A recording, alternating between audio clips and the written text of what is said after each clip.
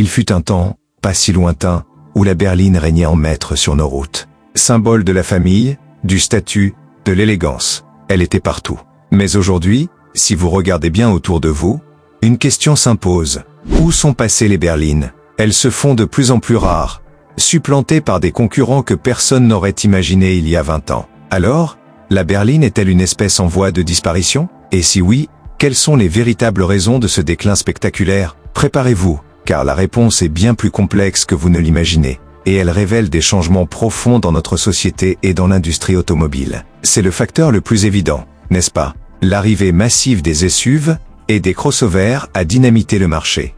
Mais pourquoi un tel engouement pour ces véhicules hauts sur pattes? D'abord, il y a la hauteur. Les SUV offrent une position de conduite surélevée, donnant une meilleure visibilité de la route et un sentiment de sécurité accru. Pour beaucoup, c'est un argument de poids, surtout en ville ou dans le trafic. Ensuite, parlons de la praticité. Avec leur grand coffre et leur habitabilité souvent généreuse, les SUV sont vus comme des véhicules plus polyvalents, capables d'accueillir la famille, les bagages, le matériel de sport. Bref, ils s'adaptent mieux au mode de vie actif. Les familles se sentent à l'aise, et l'accès à bord est plus aisé pour tous les âges. Et puis, il y a le look. Soyons honnêtes, le design des SUV a su évoluer pour séduire. Fini les engins rustres des débuts, place à des lignes dynamiques, des finitions soignées, un air d'aventure qui plaît. Face à ça, la berline, malgré son élégance, a parfois du mal à rivaliser en termes de cool factor. Mais l'engouement pour les SUV ne suffit pas à expliquer à lui seul la quasi-disparition des berlines généralistes. D'autres facteurs, plus subtils, sont en jeu. Pendant longtemps, le prix du carburant était un argument fort pour les berlines, souvent plus sobres. Mais avec les progrès technologiques, les SUV modernes sont devenus bien plus efficients. L'écart de consommation s'est réduit, rendant cet avantage moins décisif pour la berline. Et puis, il y a la perception. Les constructeurs ont bien compris le filon. Ils ont massivement investi dans le développement de SUV, délaissant parfois leur gamme de berlines. Moins de nouveautés, moins d'investissements publicitaires. Et c'est un cercle vicieux qui s'installe. Pour le consommateur, l'offre se réduit et l'intérêt s'amenuise. Des marques comme Ford ou Chrysler ont même radicalement réduit leur offre de berlines sur certains marchés. Un autre facteur majeur qui bouscule la donne, c'est l'électrification. Les plateformes dédiées aux véhicules électriques se prêtent souvent mieux aux architectures de SUV ou de crossover, notamment pour intégrer les batteries sous le plancher sans trop sacrifier l'habitabilité. Et les mentalités ont changé. On cherche aujourd'hui des véhicules qui offrent une polyvalence maximale. Le travail, les loisirs, les escapades.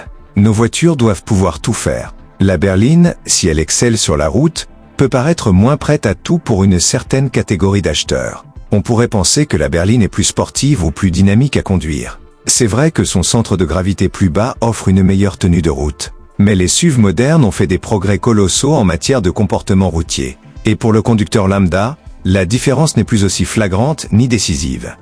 Alors, la berline est-elle condamnée à l'oubli? Pas si vite. Si les berlines généralistes ont quasiment disparu, le segment premium et luxe résiste. Pourquoi? Parce que sur ce marché, l'image, l'élégance et le raffinement de la berline conservent toute leur importance. Une Mercedes classe S, une BMW série 7 ou une Audi A8 incarnant toujours le summum du confort et du prestige. Et puis, l'électrification pourrait bien offrir une seconde chance à la berline.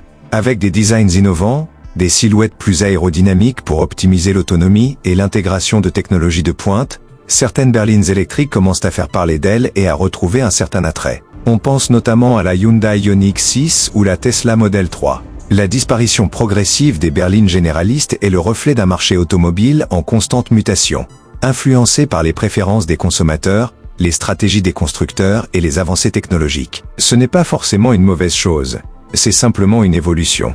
La berline a eu son heure de gloire, et elle a marqué des générations de conducteurs. Elle continuera d'exister, sous d'autres formes peut-être, mais son règne hégémonique est bel et bien terminé. Le futur nous dira si elle connaîtra un jour une véritable renaissance. Et vous, quelle voiture conduisez-vous? Êtes-vous un adepte de la berline? Ou avez-vous succombé à la mode des SUV? Dites-le nous en commentaire. On est curieux de connaître votre avis.